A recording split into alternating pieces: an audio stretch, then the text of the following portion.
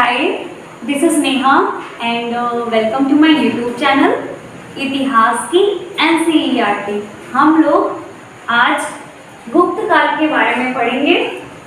इसके पहले हम लोगों ने मौर्य काल पढ़ा था, जिसमें हम लोगों ने मौर्य काल के शासकों के बारे में पढ़ा था। इसके बाद मौर्य काल के समाप्त होने के बाद हम लोगों ने मौर्योत्तर काल पढ़ा था, और मौर्योत्तर काल में हम लोगों ने कई वंशजों, भारतीय वंश और विदेशी वंशजों के बारे में पढ़ा था, जिसमें हम लोगों ने भारतीय वंश में कौन कौन से वंशज को पढ़ा था? शुंग वंश, कर्ण वंश और सातवाहन वंश। इसके बाद विदेशी वंशज पढ़ा था, जिसमें हम लोगों ने हिंद यूनानी, शक, पहल्लव और कुषाण के बारे में पढ़ा था। आज हम लोग गुप्त काल के बारे में पढ़ेंगे। तब जब कुषाण वंश के शासकों का समाप्त होता है, जैसे कुषाण वंश समाप्त होता है, उसके बाद एक नए वंश का उदय होता है, जिसे हम गुप्त काल के नाम से जानते हैं। और गुप्त काल का आरंभ 319-20 ईस्वी में आरंभ होता है। गुप्त काल 200 से भी अधिक वर्षों तक इसका समय शासन चलता रहा। गुप्त काल के शासकों ने अपना साम्राज्य का विस्तार बहुत ही अधिक से अधिक किया था, और इस समय गुप्त काल में यहाँ तक हम ये कह सकते हैं कि सम्राटों ने विशाल साम्राज्य स्थापित किया था और केंद्रीय शक्ति को भी बहुत ही अधिक दृढ़ किया था, और श्रेष्ठ शासन प्रबंध के द्वारा शांति स्थापित की थी। गुप्त काल के शासकों ने व्यापार, साहित्य, कला, स्थापत्य, विज्ञान एवं तकनीकी के क्षेत्र में अत्यधिक योगदान दिया था। हम ये कह सकते हैं कि जो गुप्त काल के शासक थे या सम्राट थे, उन लोगों ने अपने समय में व्यापार में और साहित्य, कला, स्थापत्य, विज्ञान, तकनीकी, इन सारी चीज़ों में बहुत अत्यधिक योगदान दिया था। इस कारण से इस साम्राज्य का विस्तार बहुत ही अधिक हुआ, और इसलिए हम गुप्त काल को भारत का स्वर्णकाल भी कह सकते हैं। गुप्त काल को भारत का स्वर्णकाल कहा जाता है। इसके बाद गुप्त काल के बारे में हम लोग कुछ इनके क्या कौन कौन शासक थे गुप्त काल में, उसके बारे में हम लोग पढ़ेंगे अब। तो गुप्त काल की वंशावली में जो पहला शासक मिलता है, जिसमें पहला शासक था, उसका नाम था श्रीगुप्त।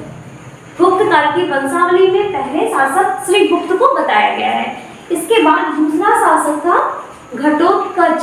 घटोत्कच के और श्रीगुप्त के बारे में कुछ ज़्यादा जानकारियाँ नहीं मिलती हैं। ऐसा बताया जाता है कि इन शासकों ने बहुत अधिक उपलब्धि नहीं हासिल की थी, जिससे इनका नाम इस वंशावली के अलावा दूसरी जगहों पे नहीं मिलता है। इसके बाद जो प्रथम शक्तिशाली शासक आया था गुप्त काल का, उनका नाम था चंद्रगुप्त फर्स्ट। जो प्रथम शक्तिशाली शासक गुप्त वंश का चंद्रगुप्त प्रथम था, और इनकी उपाधि चंद्रगुप्त प्रथम ने महाराजाधिराज की उपाधि धारण की थी, और चंद्रगुप्त प्रथम ने गुप्त संवत भी चलाया था। इसके बाद चंद्रगुप्त प्रथम की पत्नी या उनकी रानी का नाम कुमार देवी था, और कुमार देवी निचली गणराज की राजकुमारी भी थी। इसके बाद चंद्रगुप्त प्रथम के बाद दूसरे शासक समुद्रगुप्त आते हैं। समुद्रगुप्त कौन था? समुद्रगुप्त चंद्रगुप्त प्रथम के ही पुत्र थे, और समुद्रगुप्त चंद्रगुप्त प्रथम के पुत्र थे, और इन्हें समुद्रगुप्त को भारत का नेपोलियन भी कहा गया है। और हम ये भी कह सकते हैं कि समुद्रगुप्त को भारत का नेपोलियन क्यों कहा गया, क्योंकि समुद्रगुप्त ने ये बहुत बड़े शासक थे। इन्होंने आर्यवर्त के 9 शासकों को पराजित कर लिया था, और उनके राज्यों को अपने राज्यों में मिला लिया था। इसके साथ ही समुद्रगुप्त ने दक्षिणापथ पर भी आक्रमण किया था, और उनके राज्यों को जीत लेने के बाद भी उन्होंने उन राज्यों को कर मुक्त कर दिया था।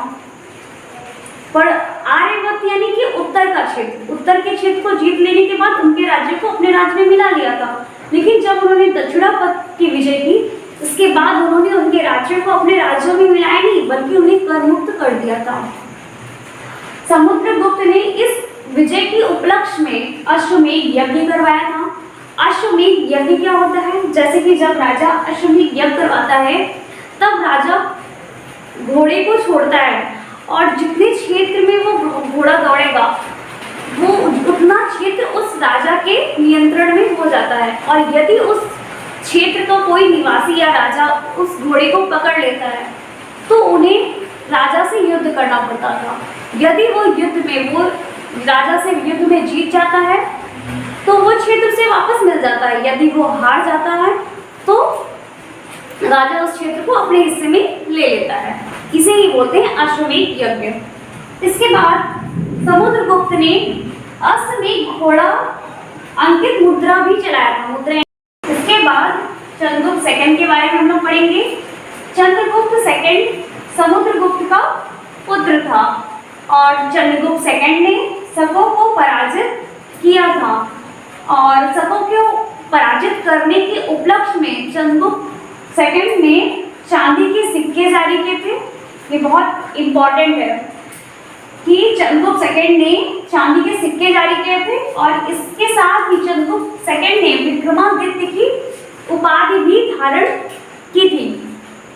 चंद्रगुप्त सेकंड को इसीलिए चंद्रगुप्त विक्रमादित्य के नाम से भी जाना जाता है। इसके बाद हम लोग कुमारगुप्त व स्कंदगुप्त के बारे में पढ़ेंगे।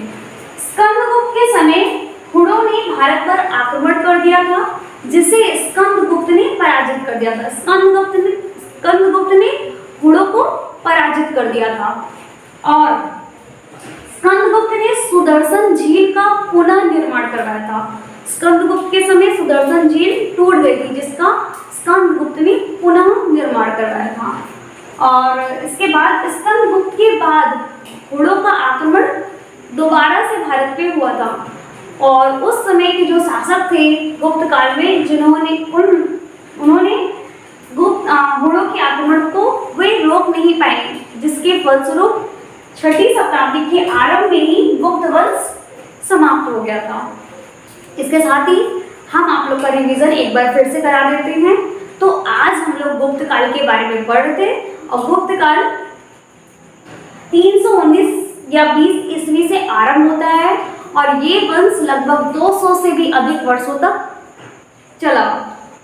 गुप्त काल के शासकों ने व्यापार, साहित्य, कला, स्थापत्य, विज्ञान एवं तकनीकी आदि क्षेत्रों में बहुत अत्यधिक से ज्यादा योगदान दिया था और गुप्त काल के शासन में साम्राज्य का विस्तार बहुत अधिक से अधिक हुआ था और इस कारण से हम ये कह सकते हैं कि गुप्त काल को भारत का स्वर्णकाल कहा जाता है। गुप्त काल का प्रथम शासक श्रीगुप्त था, सेकंड शासक घटोत्कच था।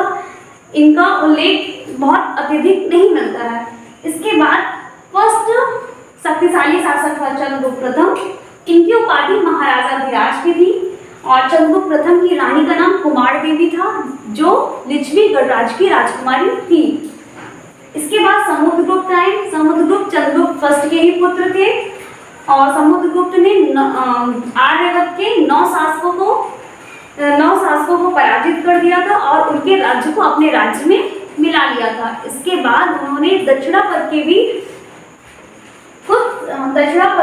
राज्यों को जीत लिया था, लेकिन उनके राज्य को उन्होंने कर मुक्त कर दिया था।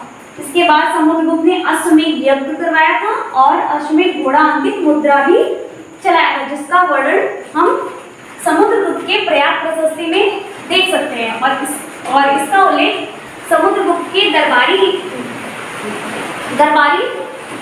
हरिशेर के द्वारा किया जाता है।